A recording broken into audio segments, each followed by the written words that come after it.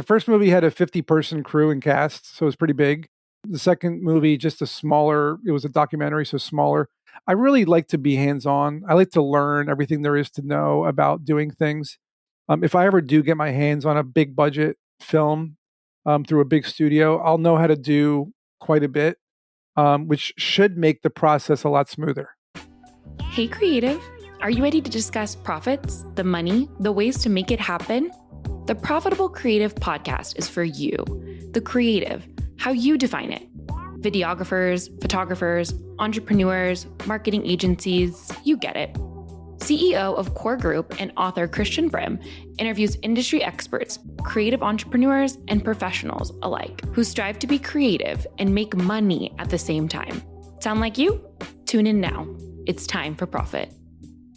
Welcome to another edition of The Profitable Creative, the only place on the interwebs where you will learn how to turn your passion into profit. I am your host, Christian Brim. Joining me today is Jason Sherman of Vingo AI. Welcome, Jason. Thanks, man. I appreciate it. Okay, since this is an audio-only podcast, they can't see the wall behind you. But it is glorious. Describe what I'm looking at. So I call it the wall of historical technology. It's basically my whole life of every gadget, phone, camera, piece of electronics that I owned, starting at like 8 years old. And then, of course, you see a bunch of toys everywhere. Those are vintage figures, action figures that I collected as a kid as well. And now they're just, historical, right? Everything here. And then you see my movie awards on this top shelf here for all three of my movies. So it's basically just something for me to enjoy every day at my desk and remember all the different moments in my life. Well, I love it. I don't see the TRS-80. That was my first experience with coding, but I don't see it up there. Is it hidden? I don't see it. Potentially, it sounds familiar. Yeah. Okay. It might be behind me or down this way. So you have a very varied. That's not good. Very varied. Very varied. Yeah, that 3 times fast. Yes. History and experience. So give us the summary of what brought you here today. Like you said, I mean, the various projects and companies I've worked on over the last 20 or even 30 years are very diverse. Everything from technology to film to music to writing and everything in between.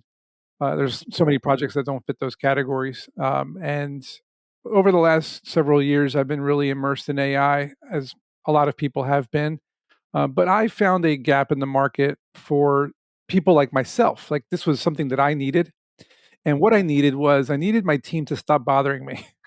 They were consistently messaging me and asking me the same questions over and over again. And I said, I have to be able to give them an AI assistant that can answer these questions.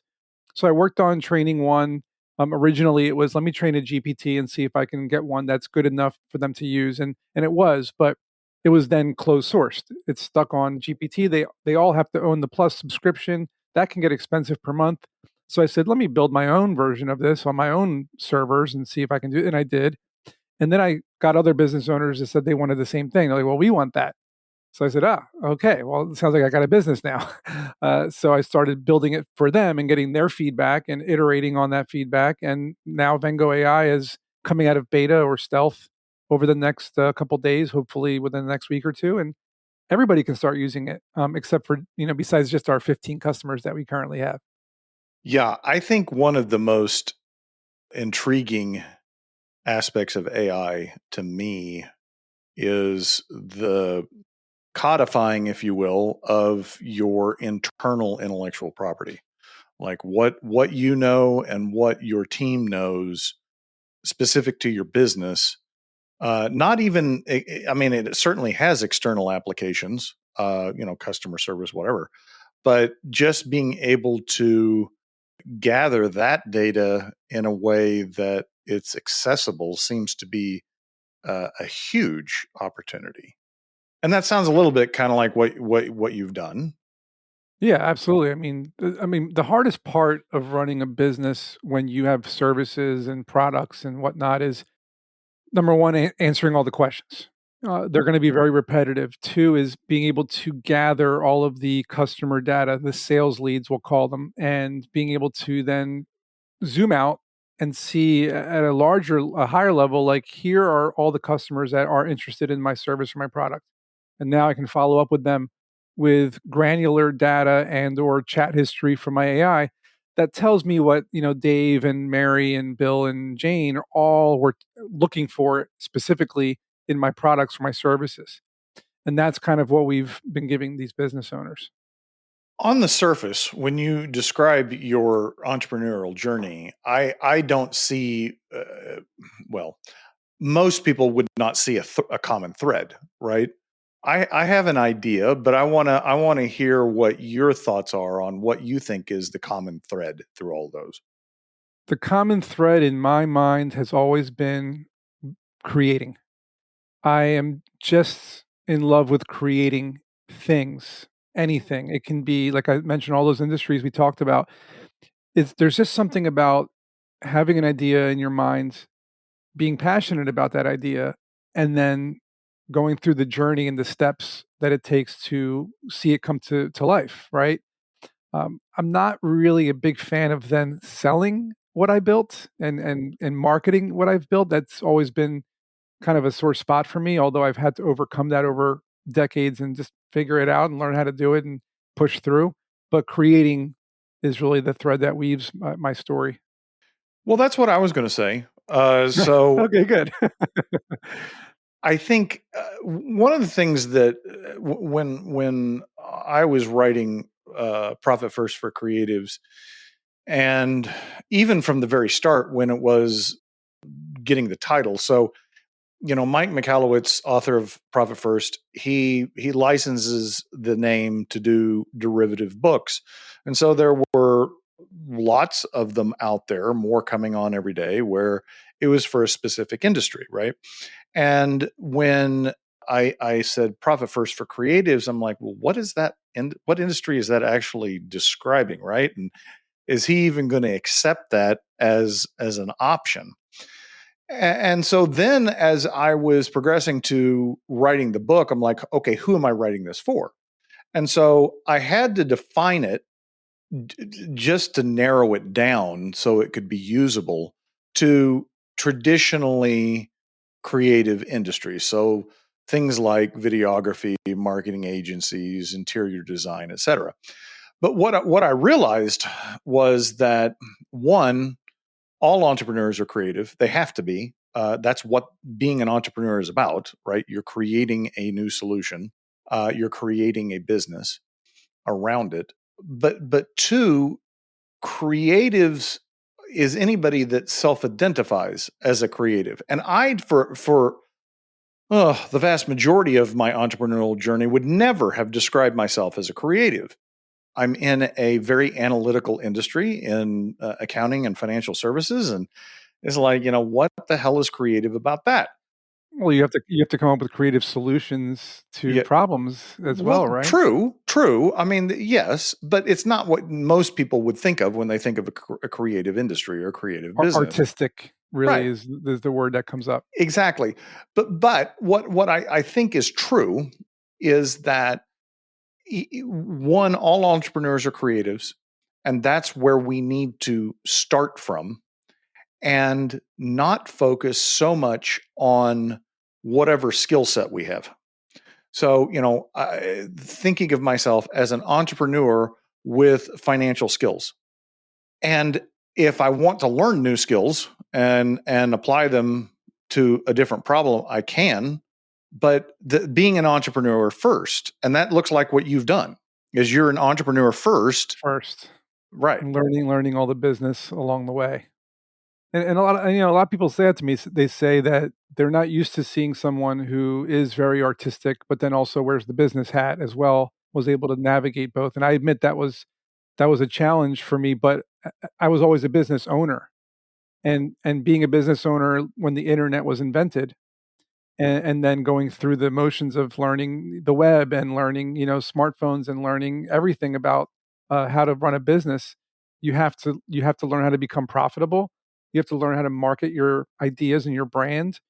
And you have to learn how to target your customers. I mean, these are all things that have nothing to do with being creative. These are things that have to do. These are all business related things. But unfortunately, as an entrepreneur or a business owner, you have to learn how to do the accounting, how to do the ads and how to do the marketing, or else your creative juices don't matter. I think the genius arrives when you combine those two. When either you yourself embody both of those mindsets of both. I'm just for simplicity's sake calling them creative and analytical, but that's probably not great. Or you partner with somebody, or you hire somebody that complements you. But to me, that's where the genius is, because you have to have both. You have to have both. 100%. Yeah, if you don't, then you can't have one without the other, right? It just doesn't work. It's we could say the same for NASA and their rockets. You can have the creative team that comes up with the solutions, but then you have the engineers that actually implement them, right? So there's those two different sides of the coin. So Well, and if, usually it's the creative. Oftentimes they're the visionary of the organization, and they come up with this idea, and then they drop it in the laps of the analytical side, and they're like, "We have no idea how you're going to do that." Like, yeah, you know, or can this be done? right? Yeah, Can this be done? Right. I think of John Kennedy and mission to the moon. If it happened, we're not stipulating that we went to the moon, but if we did go to the moon, the idea that, hey, we're going to do this and bring somebody back by the end of the decade, and everybody at NASA's like scratching their head, like, what's he talking about? How Like, are we going to do this? right, right. We'll send the monkey up there first. Yeah. Or another example I like to use is Walt Disney and Roy, his brother. I don't remember the specific project, and it was when they were developing Disney World, but Roy came in with this idea and he was ranting and raving about it. And Roy looked at him and he said, "Well, that'll cost over $1 million." And Walt's like, "I don't care. Figure it out." I'm pretty sure it was the tram going through the Hotel of the Future. Okay. Well, there you go. That was the one that they really battled on. Thank you for filling it in the context. I just knew part of the story. So you kind of alluded to it, the things that you've had to learn. What was that like to come to the decision that, like, I can't ignore this stuff. I've got to learn it. You may have to reach back in your memory there a little bit, but Yeah, I mean, it's a very actually not really, because it's a very repetitive process that keeps coming back. It's cyclical, and we can go back 30 years, or we can go back to today, where I'm on these calls with my team for Vengo, for example, sales calls, and it's really like, hey guys, the product is built, we have 15 customers, but in order to scale, we have to just sell, sell, sell. It's all about coming up with the right ads, the right content, the right press and media, the right investor relations, the right outreach with distributors. Every single product I've ever had, whether it was a movie, a tech product, or a book, or anything at all, once you finish creating it, that's literally the beginning of the journey. yes. Even after a whole year of working on something, a whole year, day in and day out, working nonstop on this project, whatever it might be, when I'm finished that product and I get that huge sigh of relief and my shoulders feel like the big weight was taken off, no. Now I become Atlas and I have to hold the whole world up and really push this thing out there, and that's when things really start. And most entrepreneurs don't know that.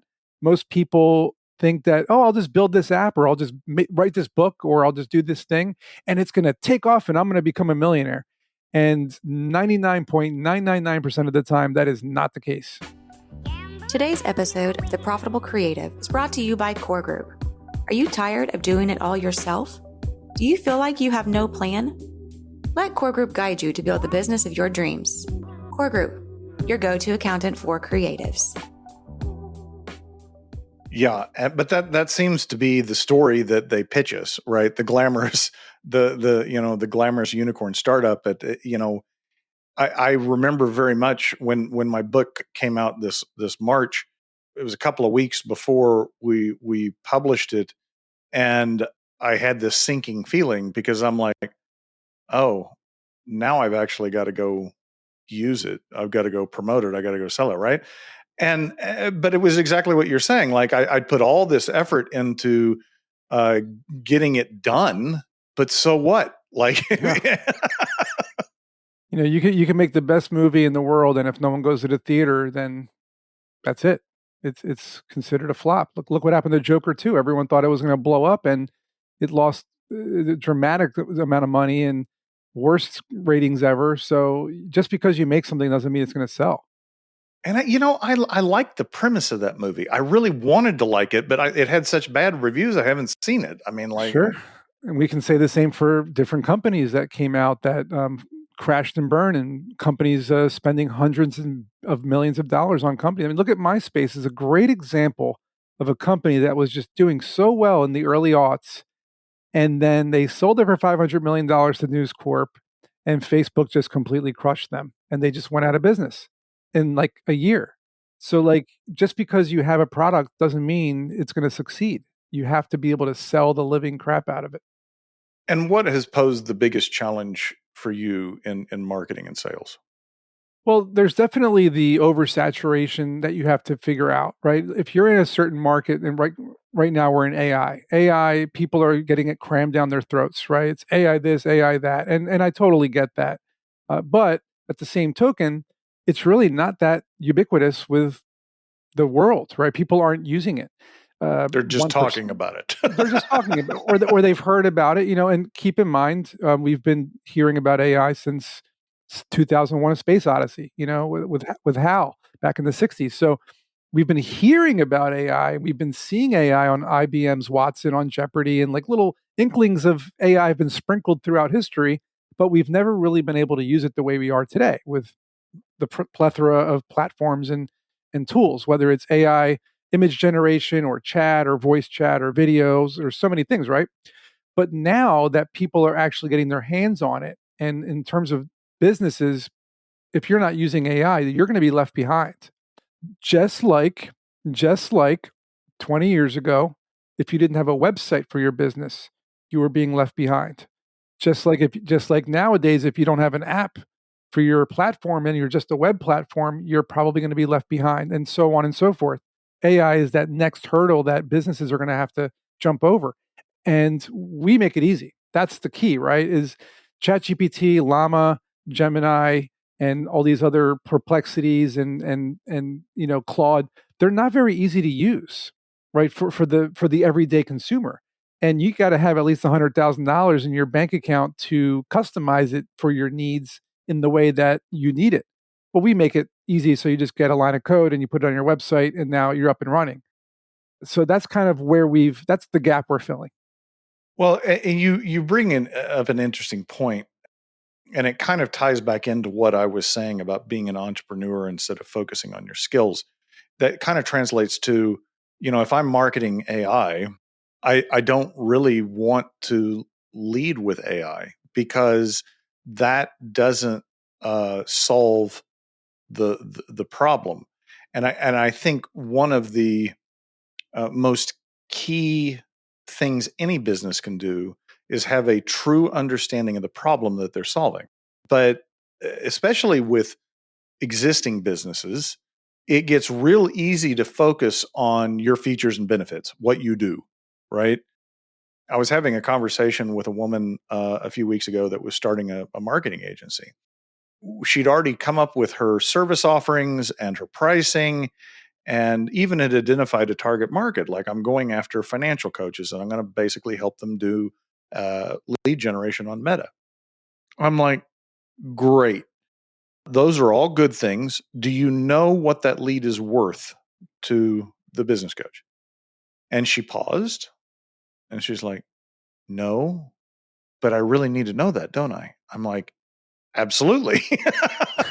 Yeah, I mean, this what is it? The lifetime value of the customer, right? Like, Exactly. what's that going to be? Yes. And because if she's spending $1,000 on that lead, and she's only getting back 200, then it's not worth it. Exactly. And I was having it in the context of talking about pricing, like maybe your pricing needs to be tweaked, but she may not have a viable business model.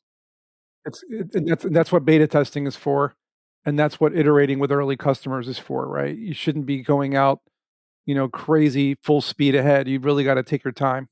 Yeah, and you use those terms, and I don't think most creative business owners are used to beta testing or iteration, but it's the same principle. I was just listening to an episode that we'll post in the next week or so, and his business is filming high school football games with drones, and it wasn't like he got his drone's license and said, okay, I'm going to go film high school football games. It was, well, I've got a drone. I think I want to do search and rescue because that sounds like fun. And oh, well, I don't know how I can make any money at that. And iterated through just looking for problems to solve. And he landed on this one that was just completely untapped, could charge twice what the market was charging for standard videography. But it wasn't like he set out to build a drone business around high school football. Well, that's generally how it works out, right? When you're beta testing and you're iterating, and I was a drone operator, FAA licensed when I made my second movie. I kind of was forced into it. I had to create aerial photography and cinematography for my movie. So I did the same thing after the movie. I started looking into different markets. I was getting organizations, companies with factories, schools, events, and things like that. I left that market because it wasn't for me. But I remember doing the same thing, and I even did some search and rescue. So, like, when it comes to any kind of idea that you have, no matter what it is, and Vengo is no different, by the way. We started out as a consumer web app for Of course you consumers. did. We absolutely did. We have a consumer app called Spinner. It's a video friendship app, and the people on that app liked the AI that we built on there, but they wanted to customize it. So we built Vingo AI as a customizing tool for them, and they said, "Oh well, we don't really have any content to train it because we're not really business owners. We're just people." So we realized it wasn't for them. So that's kind of how we started pivoting towards, I was like, well, I need one for myself. And then everyone else needed one for themselves. And I was like, now it's for business. You should never marry your idea. Be ready to adapt to the market. Be ready to pivot your complete concept to something else if you have to. And I think when you said no one knows what beta testing is, an iteration, I think really what beta testing is an iteration. It's figuring out what it is your product is going to be before you launch while you're gaining customers. Right. So you're not trying to build it all out at the beginning and Correct. then realize no one wants it. That I couldn't have said it better myself. That's exactly what happens 9 times out of 10. You have to build something that you think people want, get their feedback first, then keep iterating towards what they actually do want, and then that's what you end up launching after you have 100 people using it. And that's true for any business, technology, Any business. service, product. It doesn't matter. Yeah, don't open a brick and mortar store until you've succeeded at Etsy first. Right.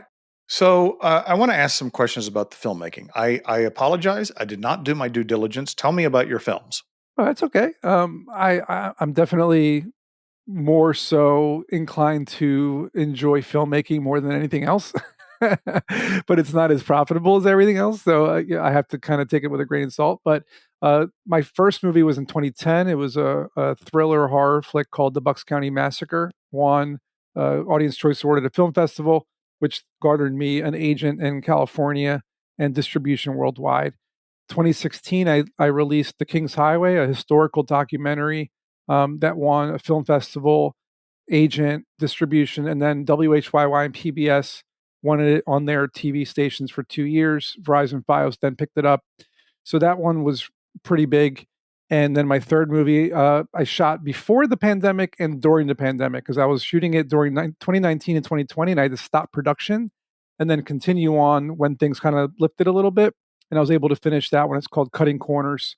about the real estate industry. And that one also won 2 film festivals, agent distribution. And so all 3 of the movies are globally watched by people. And during the pandemic, after I released Cutting Corners, and I always get that itch, right? Creative people generally get an itch to create something. And while I couldn't work on another movie, I just finished Cutting Corners, and I'm working on all these apps, Spinner and Vengo. I couldn't quite commit to a movie. But what I could do in my spare time was work on an idea I had in the back of my mind for years and years and years and years for a story, which you see to my left, Protocol 7. And Protocol 7 is a sci fi thriller that takes place in the far, far future. And I wrote the screenplay, 2022, used Midjourney to create the AI storyboard to kind of visualize what it would look like, along with, you know, what's called the treatment, so you can kind of see what the story's about and follow along. And I even made that poster image using Midjourney as well, which is amazing because I would have never been able to draw that. I submitted the screenplay to 3, well, actually more than 3 contests, but I placed as a finalist in 3 contests for this screenplay, which I've never done before. So I'm very proud of that. And maybe one day I'll be able to make it using AI. We'll see. So what were the budgets of these films? The first movie was probably around like 50,000. The second movie probably around the same, and probably all three movies about the same, about 50,000. I'm not able to get large budgets, but they were all, like I said, they were all successful. They've all made more than they cost to make, and they've been seen by a lot of people. So, as far as I'm concerned, those are probably my proudest achievements in my movies for sure. What were you, director?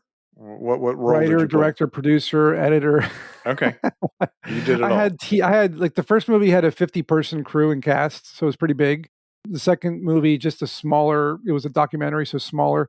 I really like to be hands-on. I like to learn everything there is to know about doing things. If I ever do get my hands on a big budget film through a big studio, I'll know how to do quite a bit, which should make the process a lot smoother. Hey, listeners, are you ready to turn your passion into profit? Then grab a copy of Profit First for Creatives.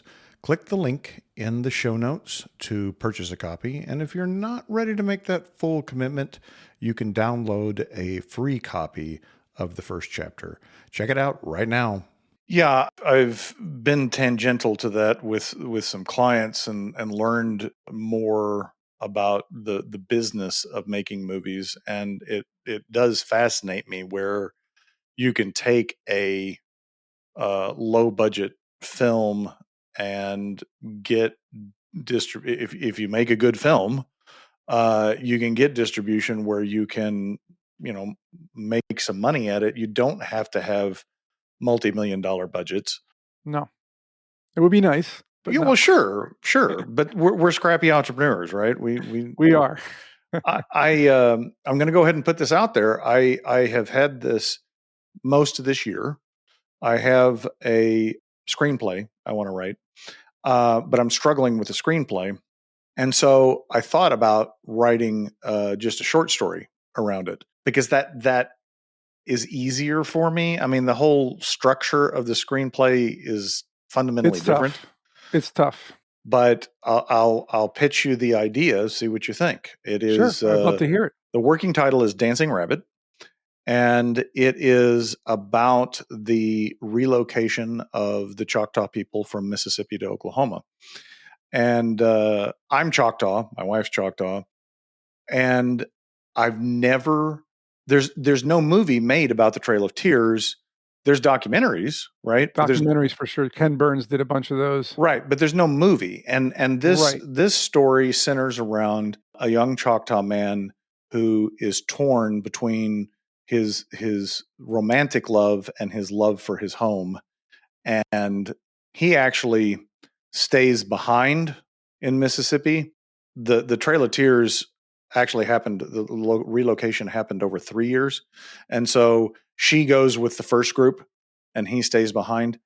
And he finally gives up and realizes that home is home is where the people he loves is, and so he follows her to Oklahoma, only to find that she died on the way.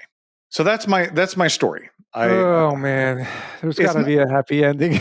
But when well, you're that's watching a the movie, other thing, right? So I'm thinking, was when you're that the watching right? a movie about the Trail of Tears, it's not going to end well. Well, There's yeah. probably and there's also a reason why there's never been a full-fledged movie about it, because I would assume in American culture they don't want us to know what happened, because it's horrible, the genocide and decimation of the people that happened, because of what Andrew Jackson did, right? And I think at the end of the day, the movies that portray indigenous people, such as Dances with Wolves or The Last of the Mohicans, which or Oscar nominated or Oscar winning movies, those really kind of portray them being pushed out as well, by the settlers and the wars.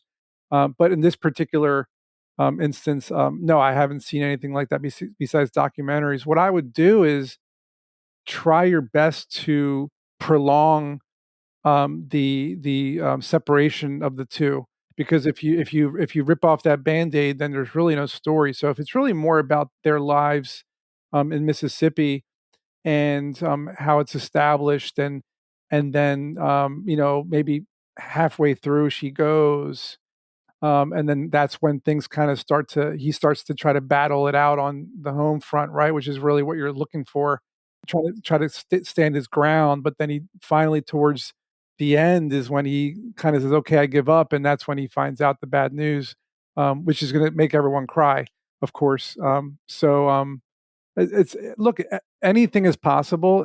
There's plenty of indigenous peoples and tribes out there that are willing to be in these movies for sure. I had a bunch of them in my movie, The Lenape, for King's Highway. I had tons of indigenous people, so that played parts in my movie. So you definitely find them out there. So look, write an outline, write a short story, get it all written out, and learn how to write a screenplay. Try it. Try your hand at it. I did do a screenplay. This time last year, for our firm retreat. We made a short film, and I wrote the script for that. But then I started trying to do it as a feature film. I'm like, God, because I did a lot of research in preparing for, the story, getting historical names and events to include in the movie. But when it came to writing a script, I didn't know well enough how to write a script. I'd get started, write a couple of pages, and it wasn't coming together for me. So I've decided I'm just going to write a short story, and then Figure it out from there. if it works. I mean, there's definitely a structure you have to follow. Mm-hmm. So I would tend to say read a bunch of screenplays, read a couple books on screenplays. One of the best ones that I read that helped me along, because I've been writing screenplays now for 17 years. And Protocol 7 is my 8th screenplay. 3 of the movies I made, and 5 of them I did not. I'd like to one day. Save the Cat is the name of the book. It's really, really good. Some people argue that it's, not, you shouldn't follow it to the T. I would say don't follow it to the T, but definitely look at the structure that it gives you, the beat sheet and the 40 scenes on the card. I like writing them down on index cards, putting them up on my whiteboard with the magnets. I can visualize the whole story, move things around. And my advice would be, once you do that, once you have your 40 scenes written out on a board, a cork board or whiteboard, whatever, write those scenes as simply and quickly as you possibly can get them out of your head. Don't worry about how good the dialogue is. Don't worry about how good the descriptions are. Don't worry about any of that. Just make it just bare minimum, what's called a spec script. Just write it out of your head. Then put it away for a couple of weeks. Come back, read it with fresh eyes, and now improve the dialogue, improve the descriptions, do your research on all the scenes that you didn't do your research on, because you have to do writing screenplay is 50% research, pretty much. You're just doing research all day long. Well, what did they wear? What did they dance? What foods did they eat? Where did they live? What was the weather like? It goes on and on and on and on and on, right? So don't do any of that. Just write, write, write, write. And if you get the tendency where, oh, I could make this better, don't, just keep moving on, because you're gonna have to rewrite it anyway. You're gonna have to come back and rewrite it. So that's my advice to you. Okay. I will follow it because you have inspired me. It's one of Good. those things that, at my age, at 54, I have a lot of ideas, and my filter of what I'm going to work on or not work on is, on my deathbed, am I going to regret doing it or not doing it? And this is one of those things that I would regret if I hadn't done it. So it's going to happen. Do it. Write 1 page every day for 90 days. That's it. 1 page a day for 90 days or 3 pages a day for 30 days. You can do it. I wrote Protocol 7 over the course of probably, a month or two, and then I let it go for a couple months. I came back and rewrote that sucker and rewrote it again and again and again. So I was really, really happy with it. And I had to rewrite the ending a couple times to get it just right. And that ending is really what struck a nerve with the contests. They really enjoyed the way that I twisted it for them they had no idea what was going to happen. Is it a sci-fi movie like Blade Runner or a sci-fi movie like Star Wars? It's not like Star Wars, not like Blade Runner. I would say it's more like Space Odyssey 2001 kind of style, but with some elements of. There's definitely elements of other films that we could mention that, like Ex Machina. There's like elements of that. There's elements of that in there for sure. Interstellar. There's pieces of that in there as well.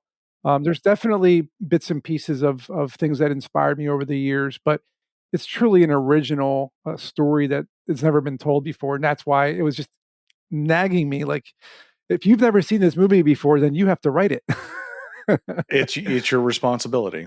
Yes, it is. What's your favorite sci-fi movie? Interstellar, for sure. Really? It's just, it really is. It just has everything that you could want out of a movie. It's got far-reaching space travel, time travel.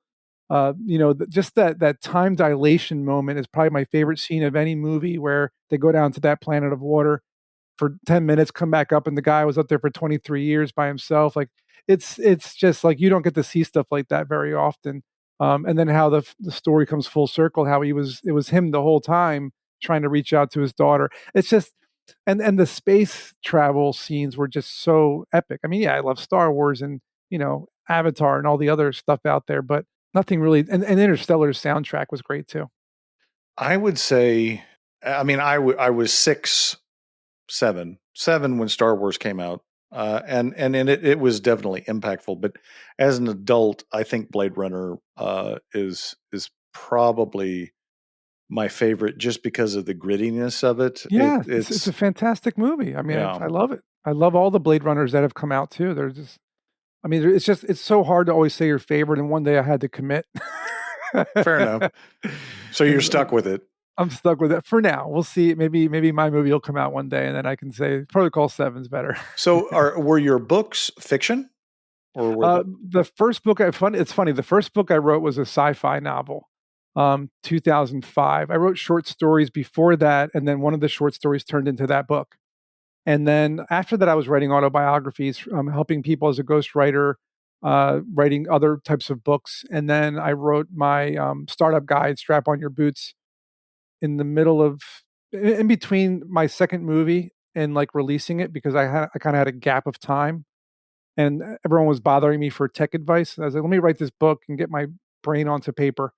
And that was really the book that really has impacted the most people, because it's been helping entrepreneurs, students, business owners. And so yeah, most of them I would say are definitely nonfiction. And then I wrote a couple autobiographies for people, so nonfiction. And then the sci-fi novel that I wrote What's a the long time sci-fi ago. novel? I'm gonna have to go pick it up now. It's really old, and it's probably not that great, but it was called The Box. And I mean, I love the story. I think it's kind of like a Independence Day meets Star Wars meets Fifth Element, kind of like. It's definitely the more interesting story in terms of entertainment. But I could call it something else, because The Box probably wasn't the best title back then. But there was a You could moment in re-release time. it. I might, because it's going to be 20 years in 2025. I released it in 2005. And at the time, there was no really big internet presence. It was kind of just starting out.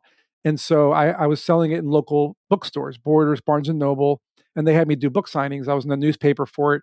And there was a moment when enough people came to the store to buy my book that it outsold Dan Brown's Da Oh, Vinci Code and a okay. couple. Yeah, so that was like the kind of cool moment. Is when I outsold like the big authors Yeah. at my event. But yeah, I would love to I mean, I haven't. I'd have to rewrite that book and re-release it. Maybe a sequel.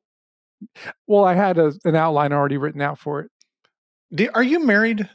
I'm not. I'm partnered. Okay, because I can imagine that your partner is like trying to keep up with you. Like what? No, Like she's busy on her own. just like what the hell is Jason up to today? Yeah, nobody can ever keep up with me, so it's just a matter of just tolerating it. Fair enough. Jason, how do we find out more about Vengo? Go to vengo.ai or actually vengoai.com is more like it. And there's jasonsherman.org is where you can find out more about me. And all my links are on there, which is probably a lot easier. Okay, jasonsherman.org. I thoroughly enjoyed this interview. Thank you so much for your time. Yeah, me too. It was a lot of fun. Great. Listeners, if you liked Jason or me, whatever, any combination thereof, subscribe to the podcast, leave us a rating, share the podcast. If you don't like what you heard, shoot us a message back and tell us what you'd Tell like us to hear. why. Yeah, please. This is What great happened? stuff. We had Blade Runner in here and Right? yeah. There's a lightsaber up there, for God's Yeah. sakes. I mean, come on. Until later, ta-ta for now. And that's a wrap for today's episode of The Profitable Creative. Until next time, you money lovers. And don't forget, Profit First for Creatives is live via Amazon. Link below.